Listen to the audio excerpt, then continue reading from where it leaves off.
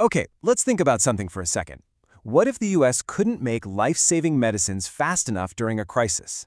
Well, that's the exact problem at the very heart of a new directive, Executive Order 14293.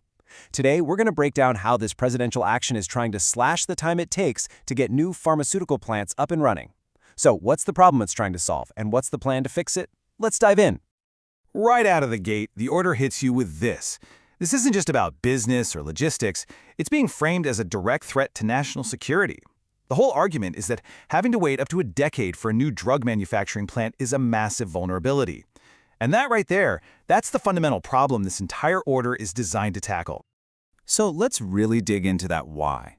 Why on earth does it take so long to build these facilities in the first place? Well, the order points its finger at a seriously tangled web of regulations that, it argues, are basically strangling our ability to produce critical medicines right here at home. 5 to 10 years.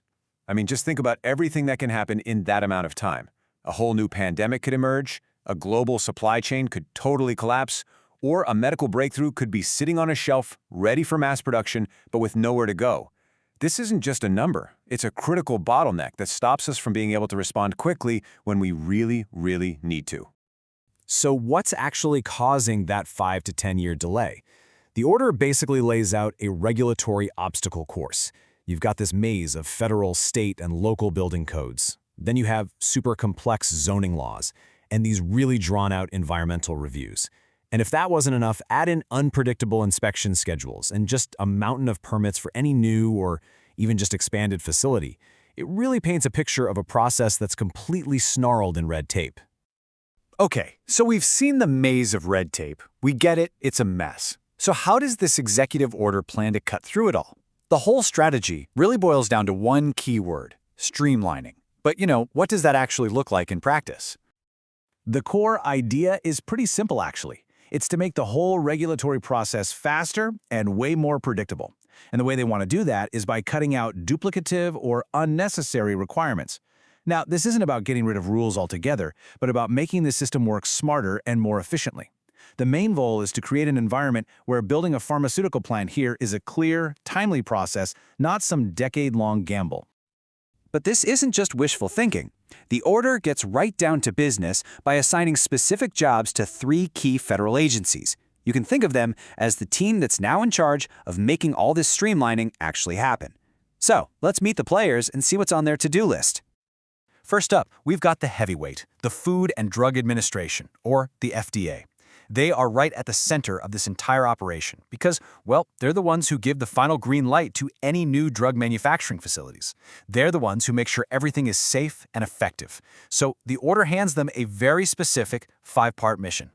And here's where you really see the strategy in action. This isn't just some vague directive, it's a detailed game plan. The FDA is being told to overhaul its inspection process, give companies guidance much earlier in the game, get tougher on data reporting, and just generally clarify the rules for bringing production back to the US. It's a pretty comprehensive approach to modernizing the whole system. Now, this highlights a really key part of the strategy: a 2-pronged approach to inspections. For plants here in the US, the goal is all about speed and efficiency. But for facilities overseas, the order calls for a much more robust inspection system, which would be funded by new fees on those foreign manufacturers. And it demands more transparency through public reporting. Next up is the Environmental Protection Agency, the EPA. I mean, you can't build a massive industrial facility without going through a pretty complex environmental review process, right? And that's exactly where the EPA plays its crucial role. The EPA's big job is to untangle the whole environmental permitting mess. It's being directed to cut redundant requirements, and this is a big one, act as the lead agency. So think of it like this. Instead of a company having to navigate a dozen different agencies, the EPA becomes the single point of contact, a one-stop shop to guide applicants through the process and hopefully speed things way up. Our third and final player is the U.S. Army Corps of Engineers. Their role is super laser-focused but absolutely critical. It all has to do with the nitty-gritty details of water and land use permits. The Corps gets a very specific mission, go through all the existing permits, things like the Clean Water Act permits, and see if there's a way to create a brand new, dedicated, fast-track permit just for pharmaceutical plants. It's another perfect example of how this order is looking for really targeted solutions to these specific regulatory bottlenecks. All right, so we've got the problem, we've got the plan, and we've got the players. But let's be real. An executive order is just words on paper if there's no way to enforce it. And that brings us to the final, crucial piece of this whole puzzle, accountability. This order isn't just making suggestions, it's setting hard deadlines. And this timeline shows this is not some long-term project, it's a sprint. The FDA has just 90 days to develop its plan for foreign inspections. Then all three agencies are on the clock with a 180-day deadline, that's only about 6 months, to do their reviews and figure out what needs to change. This is a very clear signal that the administration wants to see rapid, decisive action. And that really is the central challenge, isn't it? The whole goal here is to clear the path for domestic manufacturing, all in the name of national security. But as these agencies rush to streamline everything, they face a critical balancing act. How do you move faster without compromising the safety of our medicines or the health of our environment?